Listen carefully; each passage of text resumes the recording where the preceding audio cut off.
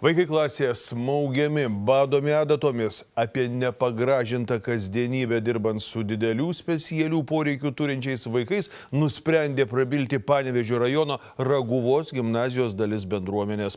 Mokinių tėvai rėžė atvirai. Mokykla yra nepasiruošusi įtraukiamajam ugdymui. Tad kenčia ne tik ugdymo kokybė, bet ir tėvams neramu ir dėl jų vaikų saugumo mokykloje.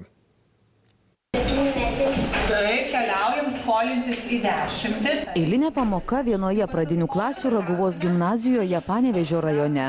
Tačiau taip ramiai mokytis vaikai gali toli gražu ne visada. Klasėje 18 mokinių, 2 vaikai su dideliais specialiaisiais poreikiais.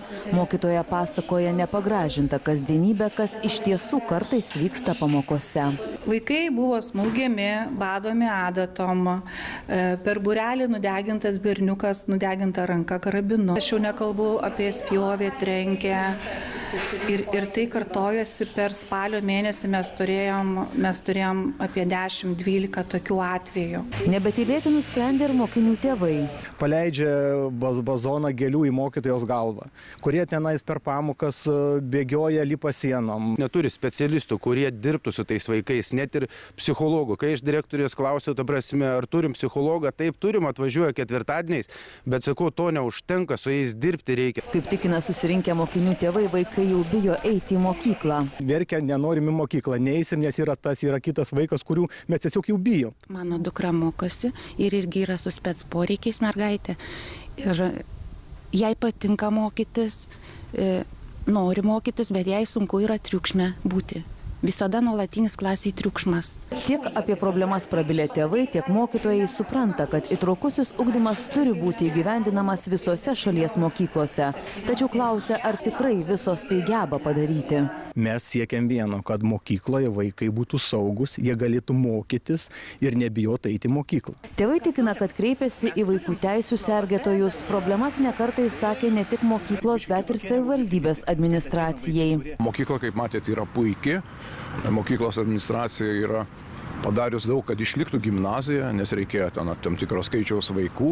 Šiai dienai visa specialistų komanda gimnaziją turi ir esant poreikiui teikia visą reikiamą pagalbą. Aš manau, kad įtraukusis ugdymas gali vykti tik tose mokyklose, kurios yra pasiruošę.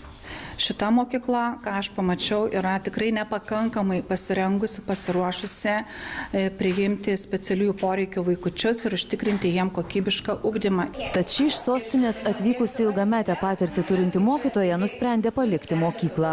Buvo sakoma, tai ką jūs nesugebat, jūs negalit, o ką jūs nedirbot su specialiųjų poreikių vaikais. Ir tą klasę palieka jau antra mokytoja, dėl to ypač sunerimę mokinių tėvai, net prabyla apie mobingą. Švietimo skyriaus vedėjas ir net nepaklausė, kaip jums sekasi dirbti su vaikais, bet sakė, ar išeinate ar ne, mes jau turim pamainą. Tokį spaudimą daro, jeigu tau nepatinka, tu išeik. Jeigu tokia tvarka bus kaip dabar, tai sakau, čia net turės įsikišti net prokuratūra ar kažkas, nes sakau, mokytėms darom šitoks mobingas, kur žmonės, supranti, 3-4 valandas čiurkinami, pasadinti ir kaip jie turi dirbti. Gali vykti pats blogiausias, kaip kad Šiaulių toj ligoninėje, neduok dievė tokių dalykų. Neturiu jokio pagrindo apie tai kalbėti. Administracija gimnazijos dirba gerai. Tad tėvai viliasi, kad tiek jų vaikai, tiek mokiniai, kuriems reikalinga didesnė pagalba, mokykloje jausis taip pat gerai ir saugiai.